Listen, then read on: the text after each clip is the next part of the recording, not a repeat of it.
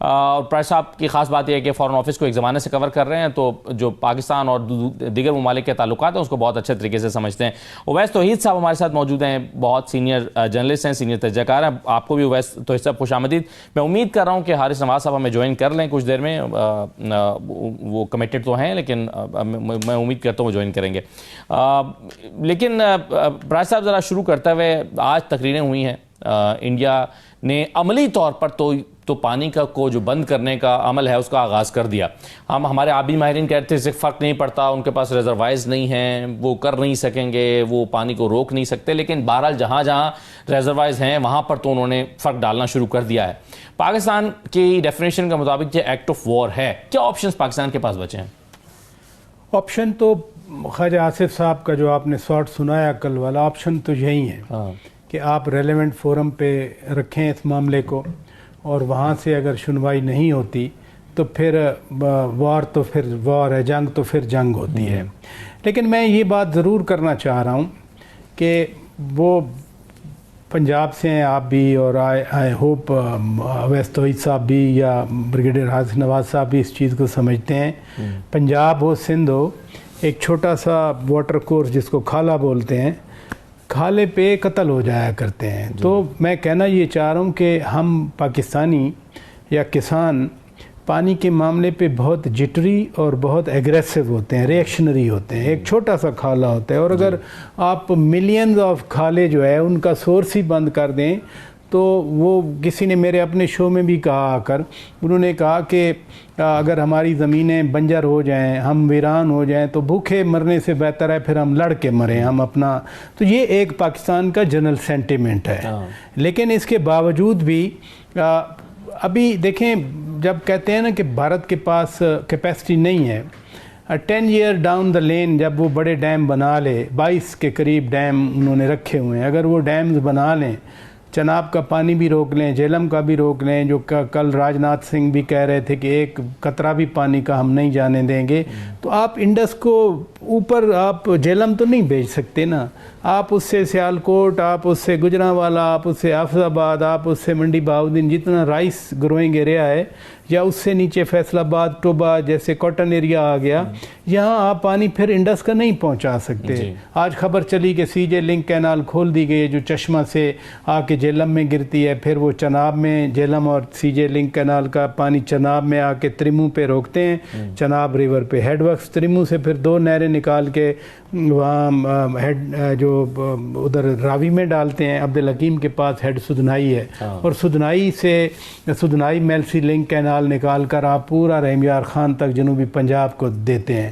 وہ تو ہو سکتا ہے، لیکن یہ واٹ اباؤٹ دیز ایریاز، میں نے آپ کو جو ڈسٹرکٹس پورے گنوا دیے، آپ کا کیا خیال ہے اگر وہ واقعی ریزروائر جیسے بگلیار ہے، کل پانی چناب کا بگلیار میں روکا تھا، Baglihar has been an issue, اور اس کو پھر نیوٹرل ایکسپرٹ کے پاس ہم لے کے گئے تھے۔ 1.7 ملین جو ہے وہ پانی، وہ ان کا جو انڈس واٹر ٹریٹی کے مطابق ہے، ابھی تو ان کی کیپیسٹی 0.7 ملین ہے، لیکن جب اس طرح سے ایگریسو اور ود دی انٹینٹ، دیکھیں یہ پریکٹیکل بات بعد میں آئے گی، انٹینٹ یہ ہے کہ پاکستان کا پانی ہم نے بند کرنا ہے، پاکستان کو خدا نخواستہ بنجر، تو پھر بات وہی ہے کہ بنجر ہونے سے، بھوک کے مرنے سے بہتر ہے لڑنا بہتر ہے۔ یہ پاکستان میں تو ایسا ایک ہسٹری ہے مین کائنڈ کی، ایک پرانی، یعنی ایک زمانے سے اس پر جنگیں اور لڑائیاں ہوتی ہیں۔ نہیں، صرف ہسٹری نہیں ہے، یہ 20-25 سال سے یہ دنیا میں ایک کنسنسس چل رہا ہے کہ اگلی جو جنگیں ہوں گی وہ پانی کے اوپر لڑی جائیں گی۔ پاپولیشن بڑھ گئی، 98 کے سینسس میں ہم 8 کروڑ تھے، آج ہم 25 کروڑ ہیں، تو 8 اور 25 کا جو ڈفرنس آیا، اس ریشو سے ہمارا یہ واٹر ریسورس نہیں بڑھا، الٹا کم ہوا ہے۔ اس وجہ سے صرف ہسٹری نہیں ہے، اس کے قوانین بنائے ہیں، لوئر ریبیلین کے جو حقوق ہیں وہ ہوتے ہیں۔ اس نشستیں اس وقت زیادہ اہمیت اختیار کر گئی ہیں، ایک مرتبہ پھر پہلے بھی اہمیت کے حامل تو ہیں، لیکن ابھی پچھلے دنوں پیپلز پارٹی نے کینالز والے معاملے میں کہا کہ ہم پھر چھوڑ جائیں گے آپ کو اگر آپ نے ہماری بات نہ مانی، تو وہاں پر جو ڈیفرنس آتا ہے وہ 21 سیٹوں کا آتا ہے۔ اگر پیپلز پارٹی چلی جاتی ہے تو پی ایم ایل این کو 21 سیٹیں مزید درکار ہوں گی 169 کا میجک نمبر پورا کرنے کے لیے۔ اگر یہ مخصوص نشستیں پی ایم ایل این کو مل جاتی ہیں تو وہ کچھ قریب ہو جائیں گے، باقی پھر پی ٹی آئی کے لوگوں پہ تھوڑی ایفرٹ کرنی پڑے گی۔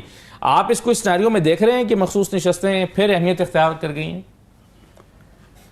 اس کرنٹ ڈسپوزیشن میں جو پولیٹیکل ہے ملک میں، اس میں تو مجھے اس کی کوئی ایسی اہمیت نہیں نظر آتی. اچھا. کیونکہ یہ دو پارٹیز جو ہیں، آپ نے دیکھا کینال کا کتنا بڑا مسئلہ بنا، لیکن پھر وہ حل بھی ہو گیا.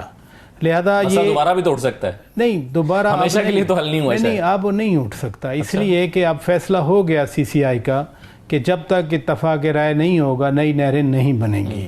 اب زیادہ اس طرح کی اناؤنسمنٹ سے زیادہ اگر بیک گراؤنڈ پہ کام کریں گے، انفارمل کنسلٹیشن ہوں گے، پھر ہی آ سکتا ہے، ادروائز نہیں آ سکتا.